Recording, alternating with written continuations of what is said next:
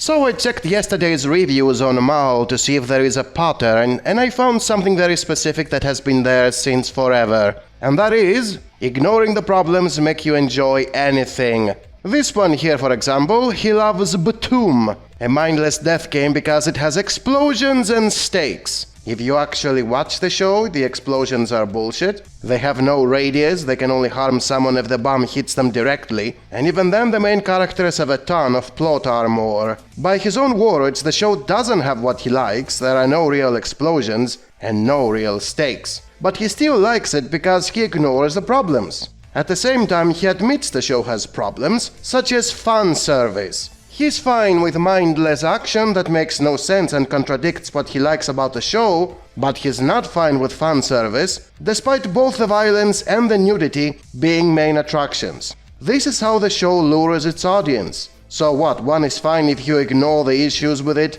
the other is not fine because you can't ignore the issues with it? What is this hypocrisy?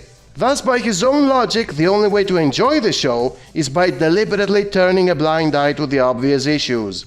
This one here does the same thing. Fairy Tail is about the parasocial relationships you form with the characters. It's not about the crappy plots and the lazy resolutions to every single battle by using the power of friendship. It's about having fictional friends, because you have no real friends. He admits there are problems such as sleazy fan service, but you're supposed to ignore it. You are not supposed to acknowledge the problems, you are only supposed to focus on what you like, which are the parasocial relationships. The show is good to him only when he ignores whatever he doesn't like. This one here does the exact same thing as well. He always has problems with stories involving time travel, because they always create plot holes. But Steins Gate has no plot holes, because there is no time travel, it's dimensional hopping, until the last episodes, that is, which actually become time travel, and they do have a plot hole because the main character returns to the same point twice, and yet he never meets 3 versions of himself. So this guy likes it because he doesn't realize the very plot hole he claims it doesn't exist.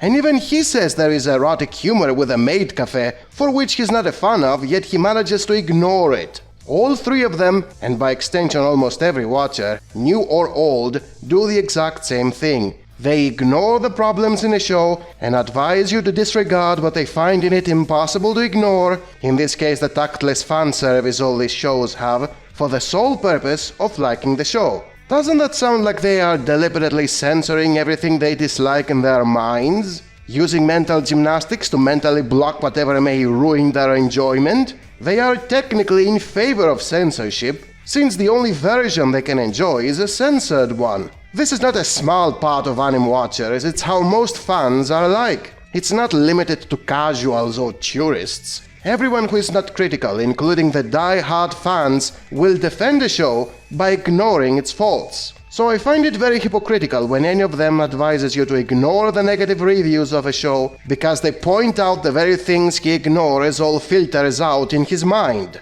At that point, he's not defending the show, he's defending a censored version of the show. When ignore the haters means ignore everything that is bad in a show, doesn't that mean the best way to please everyone is to censor the problematic elements? If Batum and Fairy Tail and Steins Gate become better without the fan service, something which has no effect on the plot and only damages the characterization of the cast and gives a bad image to the fans of these shows, why not censor them? Everybody would be happy. By the way, this is not me saying censorship is a good thing, it is me using their own logic against them. If they so much tell you these shows are better by ignoring certain elements, then censorship is what the very supporters of the shows are promoting. Keep that in mind the next time any of them uses double standards by both telling you to ignore the problematic elements, while at the same time not wanting those very problematic elements that make the shows bad to be censored.